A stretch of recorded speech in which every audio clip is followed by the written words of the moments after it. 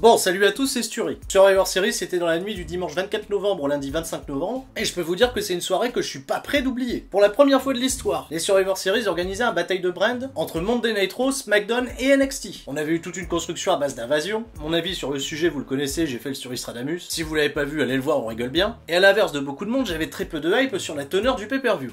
Figure-toi que je me suis pas trompé. Probablement que le contexte des ratings d'NXT ont été le motif principal des résultats des combats entre les différentes bandes. Vous pouvez sortir le champagne, vous adorez tous NXT, et figurez-vous qu'ils ont gagné sur un score de 4-2 à 1 ou 4, je sais plus exactement. Mais voilà, Vince McMahon qui a toujours le dernier mot sur tout, on sait pas trop s'il aime bien NXT finalement. Parce qu'ok, il leur a laissé échapper les victoires pour que peut-être les gens s'intéressent un petit peu plus au programme jaune et noir, et pourtant c'est un programme qui mérite. Mais il a pris le soin de protéger la quasi-unanimité des rosters de Raw et de SmackDown pour éviter que les victoires d'NXT semblent trop belles. Ah ça, il nous le répète, tout le monde doit rester fort. On a vraiment l'impression que Vince McMahon aujourd'hui il a affaire à tous des catcheurs capricieux, tu vois, qui veulent pas perdre ou qui veulent sans arrêt être protégés, alors que d'autres comme Aleister Black, Buddy Murphy attendent patiemment leur tour et ne voient jamais l'occasion se présenter à eux. Pour cette review, j'ai fait quelque chose de très particulier. C'est une première et quitte à ce que YouTube me démonétise la vidéo, j'ai préparé une analyse en play-by-play point par point des deux combats à élimination 5 contre 5, féminin et masculin. Je vais volontairement pas trop m'attarder sur le reste des résultats. Rapidement dans le kick-off, on a eu cette fameuse bataille que je vous avais prédit, sauf qu'elle avait pas du tout la gueule de ce que j'imaginais. Bataille royale par équipe, où SmackDown et NXT ont pu présenter 8 catcheurs, et Raw seulement 6.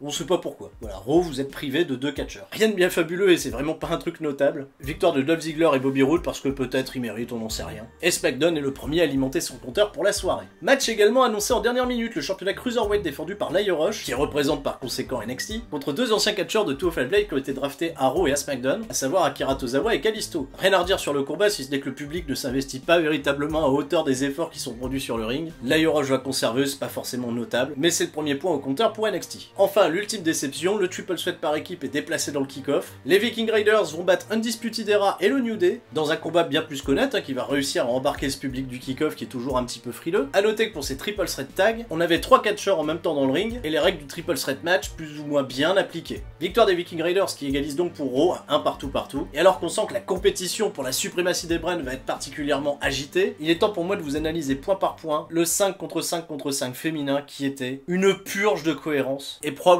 un compromis un peu malaisant entre Vince McMahon et Triple H. Tony Storm, Lacey Evans, Sarah Logan commence. Evans prend le dessus, mais Logan et Storm s'associent et la balance à l'extérieur. Cross relais Evans. Personne n'est réellement over. Sarah Logan n'est pas encore éliminée, alors on fait un super turnover. Carmella, Io et Kairi Sane prennent la suite.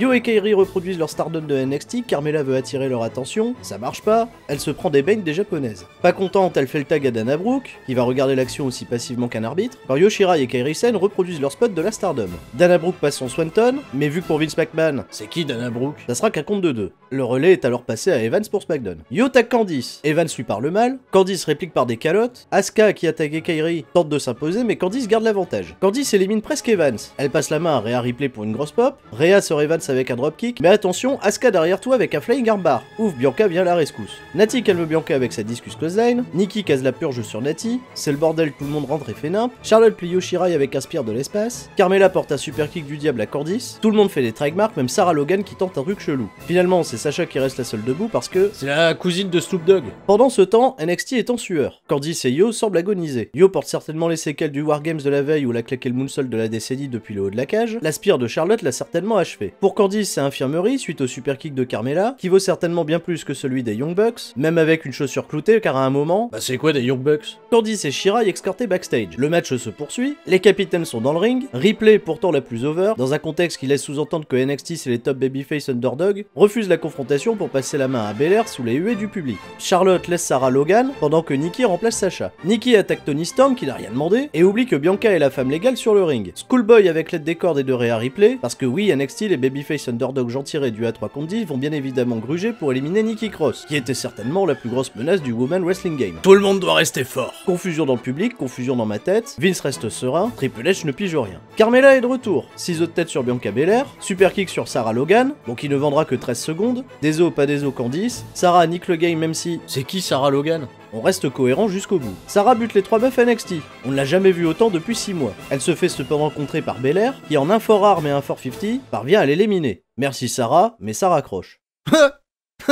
C'est drôle ça. Charlotte rentre en jeu. Bons échanges avec Bianca, Carmella qui dormait probablement, tente un schoolboy sur Charlotte. Un super kick vendu 1 seconde, Deso Sarah, Candice sous assistance respiratoire, Rockensteiner de Carmella sur Charlotte pour 2, à un moment ça suffit, super kick sur Bianca qui vend 4 secondes, et décroche ainsi la médaille d'argent, super kick à nouveau mais compte de 2. Natural sélection, Carmella est éliminée. Sacha is back. Kairi tag Charlotte qui mérite un peu de repos, Toni Storm est de retour, ça peut être bien, mais c'est pas long. Insane Elbow de The Kairi sur Toni Storm, Sacha comme une conne casse le tombé avec un Météora sur The Kairi pour l'éliminer. Elle aurait pu le passer après la potentielle élimination de Toni Storm, mais on va pas trop réfléchir non plus. Asuka est de retour, elle met des kicks de bâtard à tout le monde. Sacha attaque Dana Brooke pour qu'Asuka la bute à sa place. Merci Dana, c'était sympa. C'est qui Dana Brooke? Charlotte fait un blind tag à Asuka. Asuka n'est pas contente. Natty ne se mêle pas du bif, Charlotte la babyface, attaque Asuka et tourne heel sur une autre heel. Parce que voilà, on a décidé que ce match n'aurait pas de sens. Lacey Evans vient en justicière, mais Charlotte ne supporte pas qu'une autre bombe d'1m80 traîne dans ses pattes, va la choper jusqu'à la mort. Asuka revient, green miss dans ta gueule, pop pour Asuka, qui abandonne son équipe parce que... Bah tout le monde reste fort, non? Evans passe les droits de la femme sur Charlotte et l'élimine. Natalia constate qu'elle est toute seule. Elle assiste à l'élimination de Charlotte parce qu'on sait tous qu'elle est devenue pote avec Lacey depuis qu'elles ont fait l'histoire en Arabie Saoudite. Mais en fait, balèque de la cohérence, elle tente le schoolboy en loose day, ça marche pas, Lacey l'attrape par les cheveux, leur amitié est détruite. Toni Storm revient pour un dropkick, nouveau schoolboy de Natalia, cette fois-ci ça passe et Evans s'est éliminé. Sacha est de retour pour SmackDown. On fait le calcul, elles sont 3 à NXT, et une pour Raw et SmackDown. Sacha et Natty s'allient pour faire abandonner Toni Storm. Ripley et Belair restent passives, Ripley est dégoûtée, c'est vrai qu'elle aurait pu casser la prise, mais à un moment, faut rentrer à la maison là. Bianca rentre au ring, Natalia l'attrape comme une peluche, Sacha court dans les cordes pour un heart attack, et ses 10 cm de tour de bras suffisent pour éliminer Bianca. C'était bien ton takeover. Tes filles, elles ont fait l'histoire là. On est rendu avec les 3 finalistes, on peut avoir un bon sprint final, mais ne confondons pas vitesse et précipitation, Natalia prend un forearm de Sasha Banks, c'est suffisant pour compter 3, probablement parce que c'est la cousine de Snoop Dogg. Sacha Misawa Banks pour finir face à Ripley, Ripley est super over, mais Sacha a le momentum de Bill Goldberg en 97. Par pitié, donnez 3 minutes de bonne action entre les deux, Chicago s'est réveillé, la chimie commence à prendre, Météora de Sacha pour un compte de 2, Cloverleaf de Ripley, cette fin est décidément trop bien, mais Vince a une idée. Bon, il faut que Sacha reste forte là. Run-in de Shirai et de Candice, qui finalement vont mieux, parce que haricot magique probablement. Elles viennent en aide à Ripley, qui était babyface paraît-il, mais on s'en fout. Sacha les repousse, car elle est brave et courageuse depuis approximativement 6 secondes. C'est la cousine de Snoop Dogg. Bah oui, qu'est-ce qu'on attend? Rhea la charge à l'extérieur, insulte l'arbitre, Rip petite contrée, coup de genou de Sasha Banks, Yoshirai l'attrape, Sacha Sina la repousse, Candice la distrait, missile dropkick de Yoshirai. Sacha à l'agonie, Rip type de Ripley, victoire d'NXT.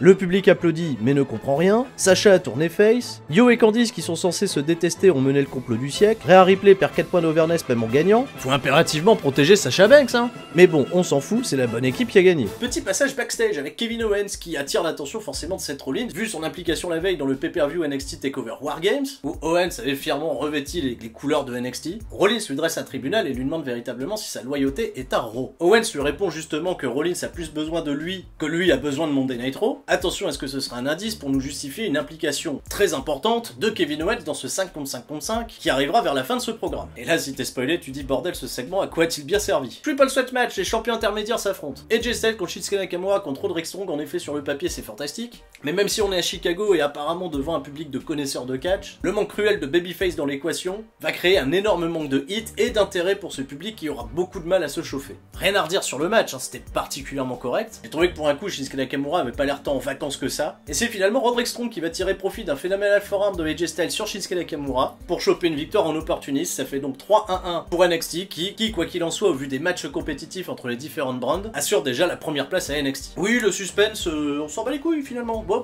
oulala. Mais attention, comme l'a dit Vince, il fallait que AJ Styles et Shinsuke Nakamura restent forts. C'est donc dans une ambiance pas véritablement tip-top qu'on a le championnat NXT en jeu. Adam Cole qui défend contre Pete Dunne. Un match avec très peu de build-up. On sait juste que ces deux catcheurs individuellement sont capables de faire des choses fantastiques. Adam Cole a en effet quelques séquelles de son bump incroyable qu'il a pris à NXT TakeOver War Games. Il a un bandage autour des hanches. Et Pete Dunne apparemment vend une blessure au genou. Les premières minutes sont un peu catastrophiques parce que l'ambiance est carrément aux abonnés absents. Et c'est juste avec leur catch et leur prise de risque insensée que Pete Dunne et Adam Cole vont faire chavirer toute l'arène de Chicago dans une ambiance bien plus proche des NXT TakeOver qu'on a l'habitude de nous servir. Qui a été selon moi et de loin le meilleur combat de la soirée. Victoire d'Adam Cole bien évidemment. Et j'espère sincèrement que le Bruiserweight aura la construction qu'il mérite à NXT pour aller chatouiller un titre qui manque cruellement à son palmarès. Promo package de l'histoire entre Daniel Bryan et le Fiend. Pour la petite histoire, Bryan a encore claqué une promo totalement fantastique. Dans le programme gratuit sur YouTube WWE Now, on a senti avec juste quelques phrases, beaucoup de passion et une intonation hors du commun qu'il allait tout donner dans un match de l'inconnu face à un Fiend qu'on a encore malheureusement trop peu vu. Et sans mentir, au vu de la plage de ce match sur la carte, j'avais vraiment l'impression que WWE allait bâtir, comme je l'avais pressenti, une espèce d'angle pour amener la feud à se poursuivre un peu plus longtemps. Bryan est un babyface hors pair, c'est toujours aussi fou de sentir un public se rallier derrière lui à l'unisson. Malgré tout, le film était bien trop fort et beaucoup trop cheaté. Ce sera une grosse défaite clean pour Daniel Bryan,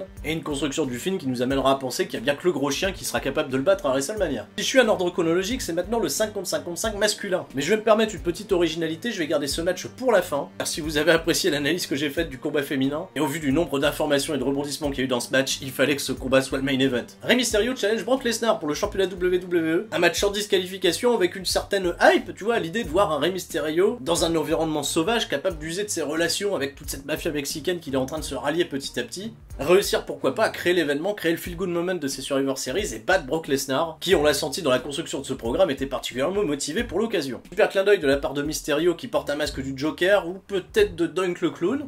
Ça s'apparente plus à être Dunk le Clown, hein, ce truc. La barre de fer aura une place importante dans la construction du match, là où on attendait peut-être des catcheurs mexicains ou Cain Velasquez venir au secours de ce bon vieux Réré. C'est son fils, Dominique, qui va venir aider papa. Ils vont porter ensemble un double 619, le moment est magnifique. Mais ce sera malheureusement insuffisant, c'est une victoire de Brock Lesnar. 6 minutes de chouette action. Je suis pas particulièrement déçu, mais j'ai très hâte de voir comment Brock Lesnar sera construit par la suite. Et je suis aussi surpris que vous de pas avoir de nouvelles de Cain Velasquez. Enfin, ce qui a été le main event, et je l'avais un peu pressenti, le triple sweat féminin, Becky Lynch contre Bayley contre Shayna Baszler. Je pense qu'on était un peu tous pareils, on attendait le moment des interventions, avec Charlotte, Sasha Banks, Jasmine Duke, Marina Shafir. Et finalement, c'est un match de catch qui a pas suscité énormément d'engouement de la part du public. La bonne catcheuse a gagné, peut-être, Shayna Baszler par soumission sur Bayley, et bien entendu Vince McMahon a appliqué sa règle pour toute la soirée. Il fallait que Raw soit fort, et Becky Lynch sans aucune raison a récupéré sa hit à la fin du show. J'espère que vous avez bien remarqué à quel point les gens s'en battaient les couilles.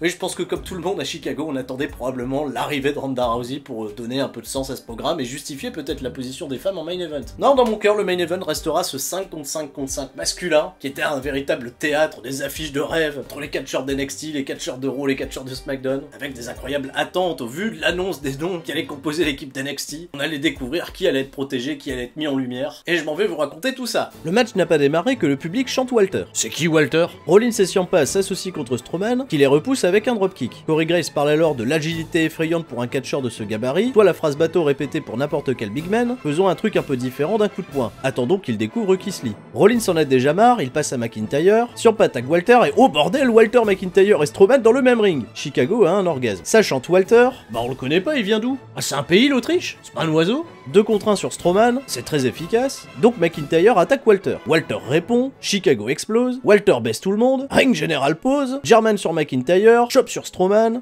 vend pas, shotgun dropkick de Walter, le général semble imprenable, Claymore kick de Drew, 1, 2, 3, Walter est éliminé.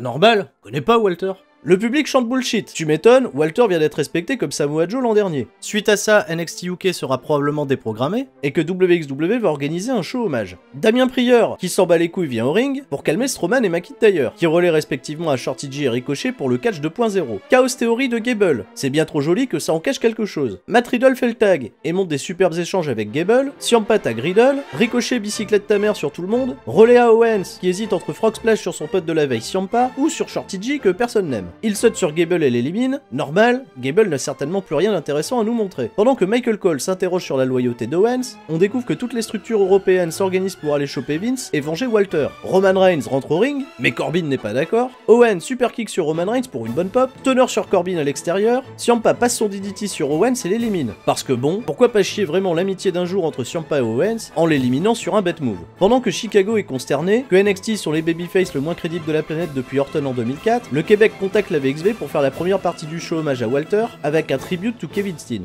Orton et Ciampa tentent un face-off, mais vraiment à ce moment-là, je n'ai pas envie d'imaginer quoi que ce soit entre les deux. RKO d'Orton sur Ciampa, mais blind tag de Damien Prieur, RKO sur Prieur, qui est éliminé. Attention, un Riddle sauvage apparaît, Schoolboy fait son championnat 24/7, Orton est éliminé. Orton est éliminé par le type sans chaussures? C'est dans le script ça? Orton récupère Saïd parce que tout le monde reste fort, sauf Walter. Corbin élimine Matt Riddle pour le lol. Face-off Strowman Keith Lee, parce qu'on n'a pas encore vu Keith Lee. McIntyre gâche l'affaire, et Strowman décide de courir. Keith Lee l'arrête façon amortie de la poitrine, Claymore kick de McIntyre sur Strowman, et l'arbitre compte Strowman à l'extérieur parce qu'à un moment, et que les règles de ces triple threats sont bien floues, parce que personne n'avait été compté à l'extérieur jusqu'à présent, notamment Baron Corbin dans ce même match qui est resté exactement 3 minutes et 6 secondes en temps comme légal, à partir du face-off PT Ciampa Orton, passant par l'élimination de Damien Prieur, le RKO sur Riddle. Ouais, mais ça, personne va le voir. À part probablement le connard de Cecil Catch qui en a marre d'être pris pour un con. Oui, mais Strowman reste fort. Et oh attention, voilà Ricochet. Galipette à droite, Galipette à gauche. End of days, Ricochet est éliminé. Rollins est de retour. Mustafa Ali rentre en piste. C'est pas trop tôt. Duel des sosies de Mansour. Ali va briller 30 secondes avant de s'engueuler avec Corbin. Stomp de Rollins. Mansour élimine Mansour. Ali le respect. Je l'ai mangé.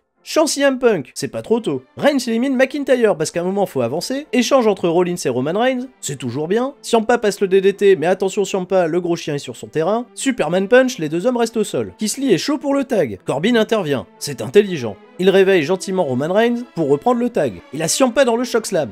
Mais Reigns tourne sur Corbin, est-ce que c'est un double turn? Il y a du riflifi dans l'air, mais l'explication la plus crédible... Tout le monde doit rester fort. Surtout Corbin. Spear de Reigns sur Corbin, Ciampa l'élimine. Rollins revient d'une sieste, il a pas été compté à l'extérieur, c'est dommage. Rollins et Reigns s'associent, parce que le Shield et NXT la menacent, la Ligue 2, Vince a dit NXT doit rester fort, et surtout faire plus d'1 million mercredi, sinon Hunter perd son job. Voilà, si après on dit que je fais pas d'effort. Keith Lee évite à Ciampa la bombe du Shield. Ciampa a 2 doigts d'éliminer Rollins, mais Superman Punch du gros chien, piétinement 1, 2, 3, et oh my god, Keith Lee est au milieu des 2 stars les plus contestés de la WWE. Je l'aime bien là, ton gros là, comment il s'appelle là, Keith Lee? C'est pas un nom ça. Full à l'unisson, le match prend une autre tournure, et me rappelle à quel point j'aime le catch. Keith Lee se déchaîne, Rollins le compte, super kick frog splash, compte de 2, chant NXT. Rollins veut burn it down, mais Keith Lee est en Kevlar. Jackhammer, Rollins éliminé. Keith Lee gros chien face off. Pour l'amour de l'indie, mon sang ne fait qu'un tour. Superman Punch pour un compte de asymptote de 3, tellement c'est pas passé loin. Reigns pour la Spear, Spirit Bomb de la mort, mais seulement pour 2. Keith Lee moonsault esquivé, Spear 1, 2, 3. Romans l'emporte pour SmackDown. Keith Lee sort malgré la défaite en héros. Fist bump parce que le gros chien est sympa. J'ai une larme, j'ai vécu trop d'émotions, de dégoût, de rage et d'amour en un match. Et c'est quand qu'on me dit merci? Merci Vince, vraiment. Je suis véritablement très heureux des dernières minutes de ce combat. J'ai véritablement ressenti une magie qui me quittait un petit peu quand je regardais les pay-per-view WWE. Même s'il restera plein de zones d'ombre, il va nous ouvrir des pistes pour les prochaines semaines, que ce soit à Raw, à SmackDown ou à NXT. Cohérent ou pas, ce match était absolument divertissant. Même si je garde réellement au fond de mon cœur le sentiment que Vince McMahon a été forcé, contre son gré, de donner autant de victoires comme ça à NXT. Mon souhait le plus cher, à l'inverse d'un Vince McMahon qui voudrait que tous les catcheurs soient forts, ce serait tout simplement que le catch soit fort. Et que NXT jouisse de la même popularité que Raw et que SmackDown en termes de ratings, et ça ce serait la plus belle victoire. Est-ce que Survivor Series était le bon plan pour amener ces catcheurs à un autre niveau? On le découvrira bien entendu. Sur ce, je vous remercie d'avoir suivi ce qu'est-ce qui s'est passé d'un format un peu différent des précédents. Je vous dis à la prochaine, c'était Sturi. Ciao, bye bye.